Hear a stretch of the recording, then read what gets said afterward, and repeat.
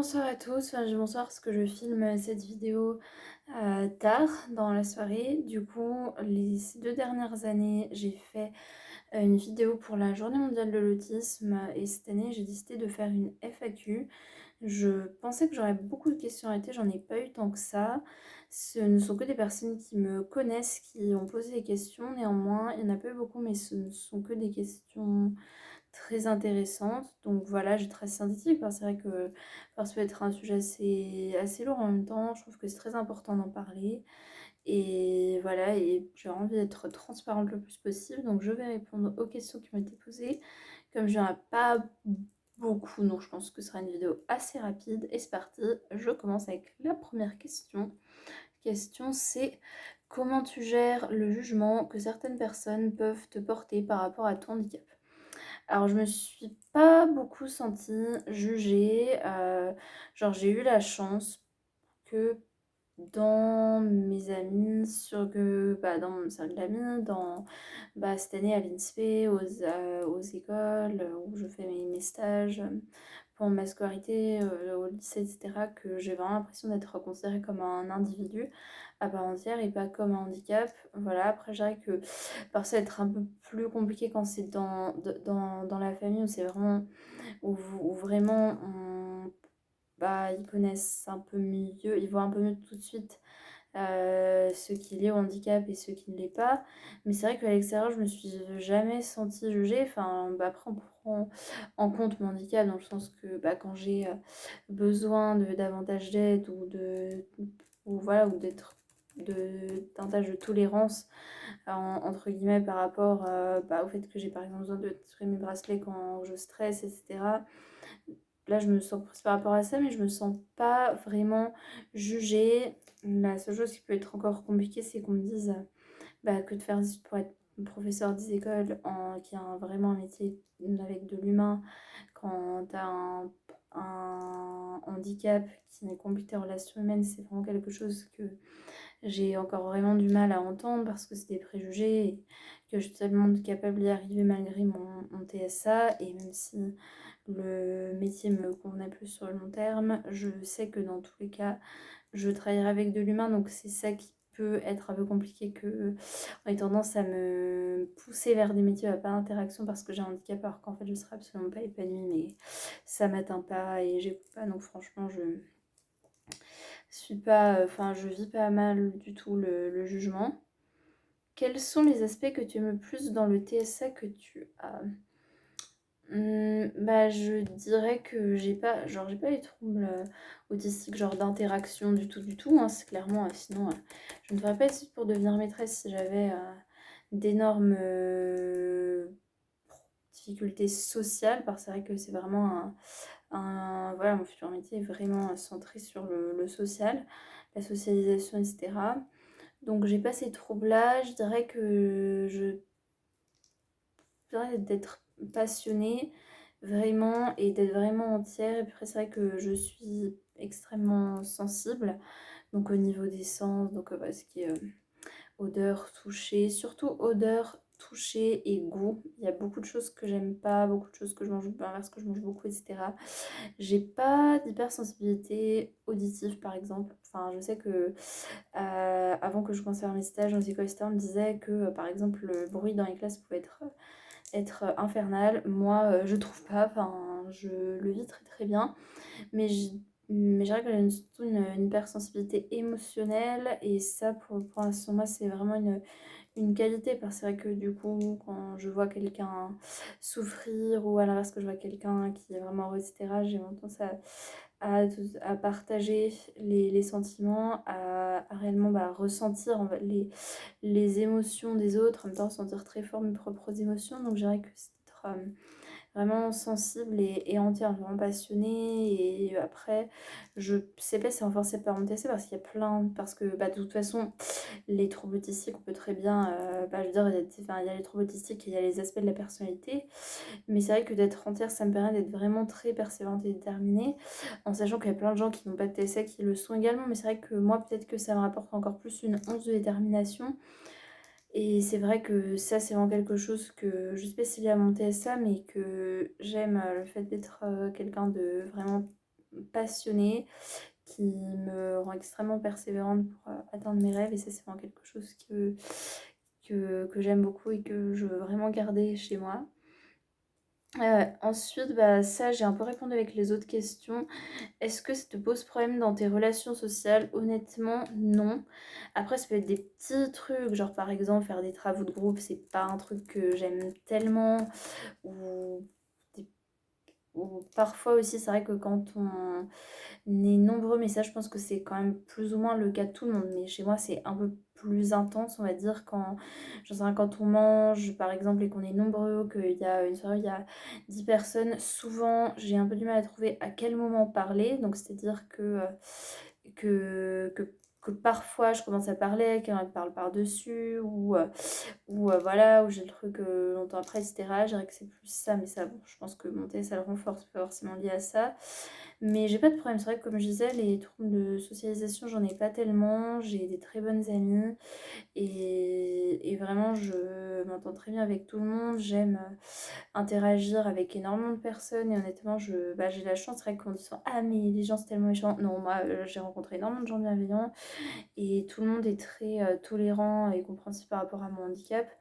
Et c'est vrai que comme, entre guillemets, j'ai pas un autisme fort, c'est vrai que bah, ça peut se voir du fait que souvent je triture mes bracelets comme ça. Bon, là, c'est un bracelet que j'ai cassé, mais en gros, ils sont comme ça. Puis parfois, aussi dans le fait que bah, je vais faire, j'en sais rien, par exemple, quand on mange et que ça sent trop fort, je me mets de la crème pour les mains, je me renifle les mains, je fais des choses comme ça. Donc ça peut se voir dans des petits gestes comme cela, mais ça se voit pas tant que ça non plus au quotidien. Donc je n'ai pas, donc je me suis jamais sentie rejetée par rapport à mon handicap et j'arrive très bien à m'intégrer. Donc non, ça me pose pas de problème dans mes relations sociales, genre absolument pas. Donc ensuite, comment gères-tu ton TSA dans tes études? Donc, pour ceux qui ne le savent pas, même si je l'ai dit dans beaucoup de vidéos, donc je pense que vous savez. Donc en gros, j'ai fait un bac littéraire, j'ai eu mon bac en mention très bien en 2019, donc j'étais vraiment très fière de la mention très bien, d'avoir pu suivre ma scolarité normale, etc. C'est vrai que j'ai vraiment été hyper bien accompagnée au lycée, que ce soit par les enseignants, mes camarades, etc. Et j'ai eu une AVS enfin ça s'appelle aujourd'hui AESH jusqu'en fin de terminale. Parce qu'à la fac c'est pas possible. Et j'ai fait une licence d'anglais. Et là, je suis en première année de master et premier degré, c'est-à-dire que je me prépare à devenir professeur des écoles. Et vraiment, j'ai vraiment trouvé à voie. Enfin, je suis vraiment épanouie à 100%. Et du coup, j'ai un tiers-temps. Aux examens, j'ai également le droit à l'ordinateur, sauf dans les matières comme les maths ou les sciences, trucs où il y a beaucoup de schémas, de signes à faire, etc., qui sont très compliqués.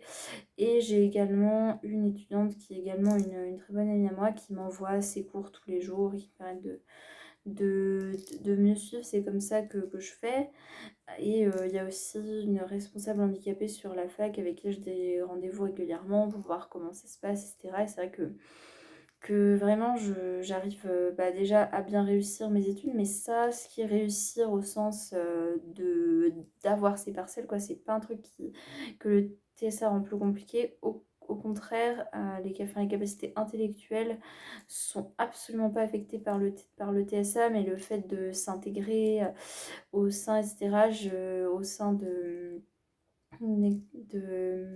sa promo, c'est vraiment quelque chose à bien faire. Je suis rarement seule, ouais, je suis souvent avec les mêmes personnes. Et, j'ai le même groupe d'amis, mais je suis tout le temps en train de parler avec quelqu'un, donc c'est vraiment quelque chose qui me pose pas de problème dans mes études. Mais par contre, heureusement qu'il y a des adaptations qui sont faites. C'est vrai que sans tiers-temps, par exemple, je pourrais pas réussir correctement mes examens. La prise de notes, ça aide beaucoup. Après, j'ai également une tutrice, donc Julia, si tu passes par là, merci pour vraiment pour tout ce que tu fais pour moi, avec qui je parle régulièrement. Donc, elle m'aide beaucoup à m'organiser. Et puis, je pose aussi des questions sur le métier, c'est quelqu'un qui a débuté dans le métier de professeur des écoles. Donc, c'est vraiment une personne, c'est pas du tout un donc, mais c'est quelqu'un que j'apprécie énormément et qui m'est vraiment d'une grande aide. Donc, franchement, je suis Enfin, mes études se passent vraiment super bien et je suis très très bien accompagnée, donc je peux vraiment pas demander plus. Donc ensuite, alors là, on change de personne. Quelqu'un m'a demandé, quelqu'un m'a dit, appliques-tu des techniques lorsque tu es en stage afin de ne pas être envahi par le stress ou autre? Ah ouais, quelle bonne question, Eva. C'est Eva qui me posait la question. Franchement, c'est une très bonne question parce que je viens de finir mon troisième stage à l'école, en master 1 premier degré. Et c'est vrai que à chaque stage, il faut savoir qu'en tout et pour tout, j'ai fait 6 stages. Voilà,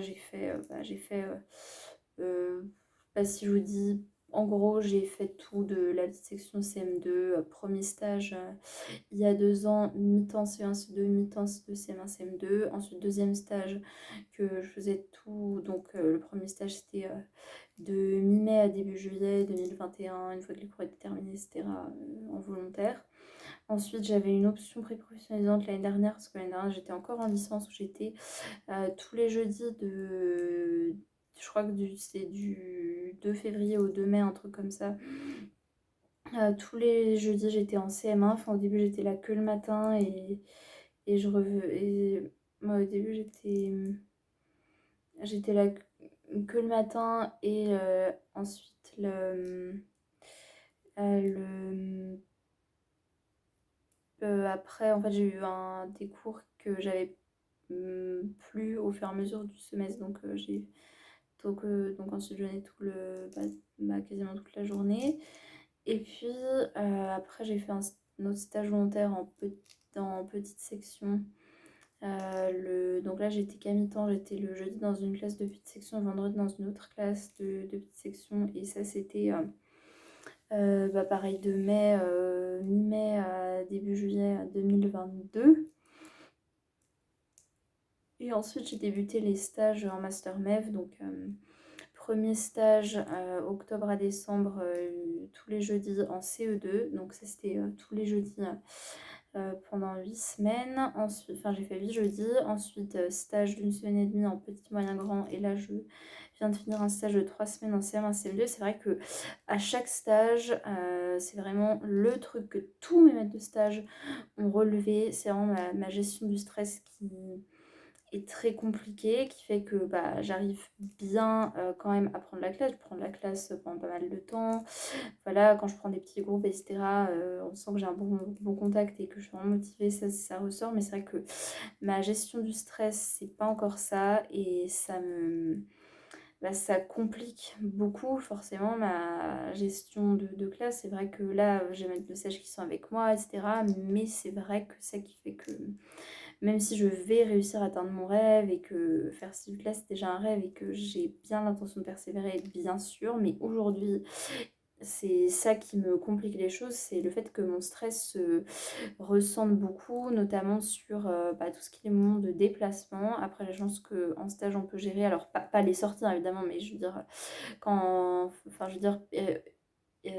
évidemment, on ne gère pas les sorties quand on est en stage, on accompagne juste, mais tout ce qui est monter, descendre, les escaliers, sortir en récré, remonter, etc., c'est des choses qu'on fait dans les stages et qui me permettent de quand même de diminuer certaines angoisses, mais parfois les émotions prennent le dessus. Donc j'ai commencé à prendre des cours de sophrologie et voilà, c'est vrai que c'est vraiment quelque chose qui m'aide pas mal.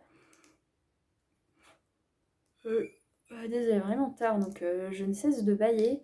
Donc je dirais que une méthode de sophrologie, je l'applique surtout quand il y a une situation stressante. Et puis après, c'est vrai que plus je connais les élèves, plus je suis à fond dans les séances. C'est vrai que quand je fais des séances en général, j'en fais plusieurs et souvent ma deuxième séance est toujours bien meilleure que la première parce que je sais où ça en est, c'est plus fluide, etc. Donc je dirais que c'est vraiment une question d'adaptation, c'est de s'habituer. Mais est-ce que j'adopte des petites techniques? Pas vraiment, mais c'est plus que j'ai de plus en plus d'expérience. Donc c'est vrai qu'au début, par exemple, s'il y avait des petits imprévus, genre un élève qui a oublié de prendre un truc ou quoi, ça, voilà, je peux rehausser mon temps, etc. Maintenant, j'ai vite compris que dans ce métier, il faut vraiment savoir, clairement, il faut beaucoup gérer d'imprévus. Voilà, donc je m'habitue, on va dire, de mieux en mieux, mais j'ai pas de méthode que j'applique en fait. C'est plus, je fais de plus en plus et j'essaye de quand même de pour bien suivre la sophrologie qui m'aide quand même beaucoup, beaucoup dans ma gestion des émotions. Du coup, donc les deux dernières questions sont d'une autre personne et il m'a demandé, tu as réussi à en faire ta force. Alors, honnêtement, je sais pas trop. Enfin, c'est pas que je comprends pas la question, mais c'est que je sais pas réellement si ça veut dire en faire une force parce que pour moi, c'est pas. Enfin, pour moi, c'est une partie de ma personnalité, c'est ni une faiblesse ni une force. Après, c'est. Bah, dans certains moments, ça peut me rendre plus fort dans le sens que, comme je disais, c'est vrai que je suis très passionnée, très sensible. Donc, ça, c'est vraiment. J'en tire en tout cas des forces. Voilà, je pense qu'un handicap, c'est pas forcément négatif. Et voilà, et après, c'est vrai que j'aime pas trop dire quand on est autiste, on est comme ça, quand on est autiste, on est comme ça, etc. Parce que pour moi, c'est vraiment ma personnalité avant tout, mais c'est vrai qu'il y a certains aspects de l'autisme qui peuvent me renforcer. Voilà, comme je disais. La passion, la passion qui fait de moi quelqu'un de très persévérant, la sensibilité aussi. Après, il y a d'autres aspects. Par exemple, la sensibilité, ça peut être une force comme ça peut être une faiblesse. Donc, j'essaye de l'utiliser plus comme une force, c'est-à-dire la sensibilité, ben, peut-être pour aller vers les autres, me montrer compatissant, etc. Mais c'est vrai que je suis aussi souvent envahie par des émotions, ce qui peut comme je disais tout à l'heure, compliqué, voilà, la prise en main, les prises en main que je fais, même si ça se passe vraiment de mieux en mieux, etc. Donc je dirais que j'essaye d'en faire à force le plus possible, mais ça dépend toujours des situations. Voilà, voilà, pour moi c'est pas une... Voilà, pour moi c'est pas forcément une force ou une faiblesse, mais j'essaye d'en faire ma force un maximum.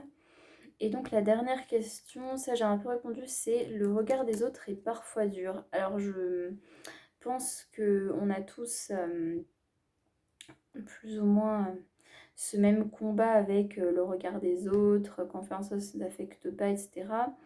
Moi je dirais que j'ai pas vraiment de regard des autres dans le sens que je sais pas, c'est des gens qui sont vraiment très ouverts et donc j'ai pas beaucoup de gens qui m'ont dit mais c'est pas normal de faire ça, c'est etc etc. Enfin vraiment il y a pas, j'ai pas vraiment, enfin j'ai jamais vraiment eu de discrimination envers moi, si ce n'est parfois hein, comme tout le monde quand j'étais enfin j'ai comme tout le monde, comme beaucoup de gens quand j'étais au collège, ça arrivait que on me dise chante ces chansons, danse, etc. Et que je comprenne pas vraiment que c'était pour se moquer quoi.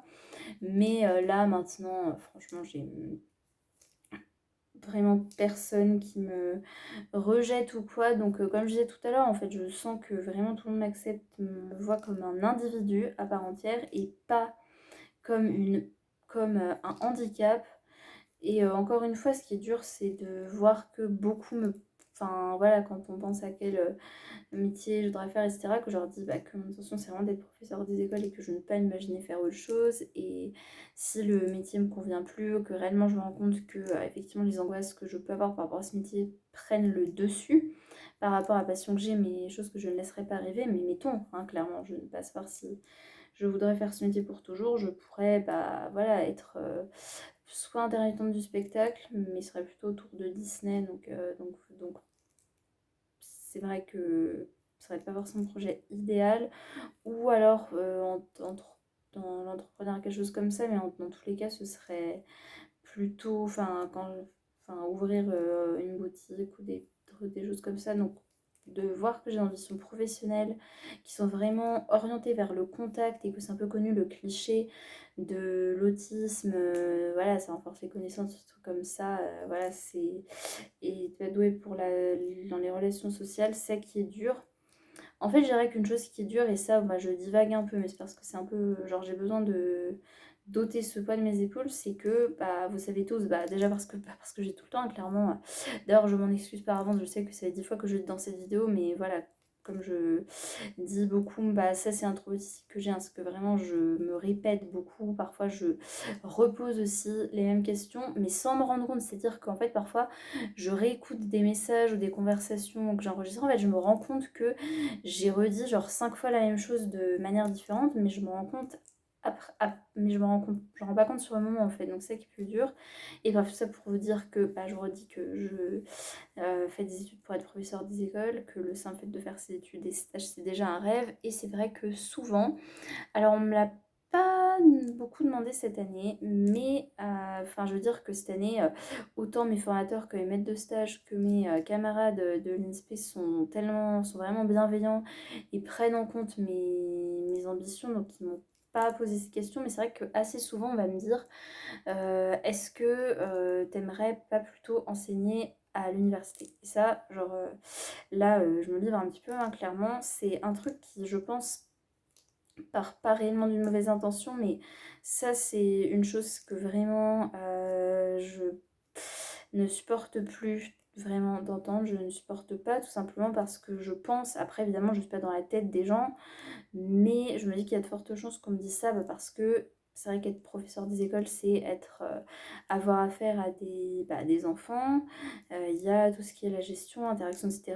Et l'université, c'est beaucoup plus la théorie, se spécialiser, être dans la recherche et finalement faire, même si tous les profs à la fac ne sont pas transmissifs, le système lui-même est beaucoup plus transmissif. C'est finalement, il y a de l'interaction évidemment, mais c'est beaucoup plus de se pousser dans la théorie. C'est vrai que c'est assez connu que les personnes qui ont un TSA, ça renforce, entre guillemets, hein, je me mets tous priorité, mais ça aide aux capacités intellectuelles et peut au contraire réduire les capacités sociales. Je pense vraiment dans le cliché de ah bah ce que tu as envie de faire c'est d'enseigner, ah bah enseigne à l'université comme ça il y aurait justement plus en fait tous ces trucs que j'aime, c'est dire que ce que j'aime c'est vraiment le lien que tu peux créer avec les enfants qui n'est pas le même, que voilà, c'est vraiment le fait de travailler avec des enfants et aussi le fait de toucher à plein de choses, d'avoir ta classe dans laquelle tu peux faire beaucoup de choses différentes, de voilà, vraiment d'être presque, entre guillemets, presque une référence pour les enfants. Alors que la fac, c'est, comme je disais, c'est hyper poussé dans la théorie. Et moi, j'ai vraiment envie d'aller dans l'interaction. Et je dirais que c'est ça, en fait. C'est quand on me pose ces questions, qu'on me demande si j'aimerais faire de la recherche, de la traduction, qui sont des trucs qui seraient bien plus adaptés au cliché sur l'autisme, mais qui me plairait absolument pas. C'est ça qui vraiment a tendance à vite énormément m'affecter. Mais sinon, j'essaye vraiment que le regard des autres ne m'affecte pas et je pense que j'arrive quand même de mieux en mieux. Donc voilà, cette vidéo plutôt longue, je pensais que ce serait plutôt court vu qu'il n'y avait pas beaucoup de questions, mais c'est vrai que j'ai bien développé, mais j'ai préféré, en gros, j'ai réécrit les questions, mais j'ai pas préparé ce que j'allais dire, j'ai préféré faire un truc vraiment spontané, c'est-à-dire je démarre ma vidéo, je parle comme ça, je pense que c'est vraiment le meilleur moyen d'être transparent. Donc merci à toutes celles qui ont posé des questions, parce qu'il n'y avait que des filles. Et voilà, vraiment, si vous avez un handicap et que vous avez un rêve qui est compliqué à atteindre avec votre handicap, ne le laissez pas. Votre handicap, votre côté, votre rêve. Sauf cas extrême, vous rêvez d'être pilote d'avion et vous êtes aveugle, voilà, ou des choses voilà, qui évidemment ne sont pas possibles. Mais sinon, voilà, quel que soit votre handicap et vos rêves, battez-vous pour les atteindre dans tous les cas, persévérez énormément, sachez que peut-être que vous allez mettre 10 ans, mais que vous finirez par y arriver si vous lâchez rien. C'est vraiment un truc que j'ai vraiment compris avec le temps. Et voilà, je vous remercie vraiment beaucoup pour vos questions et je vous dis à bientôt dans une prochaine vidéo. Salut!